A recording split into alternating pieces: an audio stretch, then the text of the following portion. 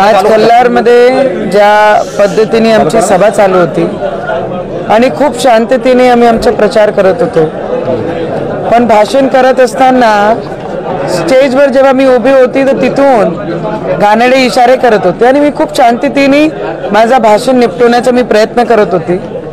तिथून मला वोटिंग करत होते आणि जेव्हा मी खाली आली भाषण संपवलं तरी मी काही रिॲक्ट नव्हता केला.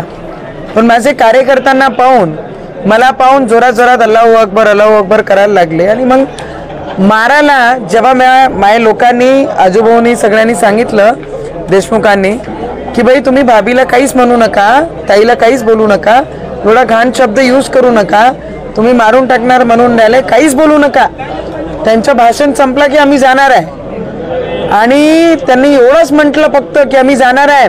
त्यांनी उचलला खुर्च्या आणि फेकणं आणि मारणं सुरू केला.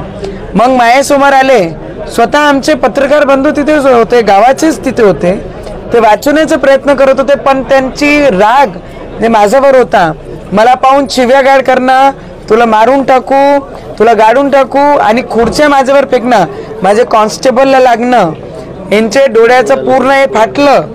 दुसऱ्या व्यक्तीला जर मी आज तिथे नसती मला तर मारलंच, माझ्यावर खुर्च्या फेकल्याच, ते स्पष्ट व्हिडिओमध्ये दिसत आहे.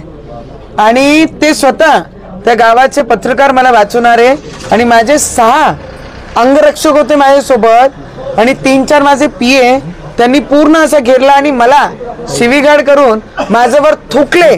तर ते माझे जे हे आहे, जर तुम्ही हे पाहिलं तर हे पूर्ण चित्र जर तुम्ही पाहिलं, हे माझ्यावर थुकलं, माझ्या जातीवर शिवी केली, अल्लाहू अकबर मला देखेंगे तर वो क्या कर सकते हैं करके, आणि यांच्यावर थुकले. यांनी असं मला वाचवलं म्हणून त्यांचे कपड्यावर ते पडलं आणि आता आम्ही गुन्हा दाखल केला आहे. रात्रभरापर्यंत जर त्यांना अटक नाही झाली तर सकाळी 10 वाजता इथे वेगळं चित्र पूर्ण अमरावतीमध्ये जेवढा हिंदू समाज आहे सगळं एकत्रित राहील जर यांनी अटक आज केली नाही तर. श्रीराम.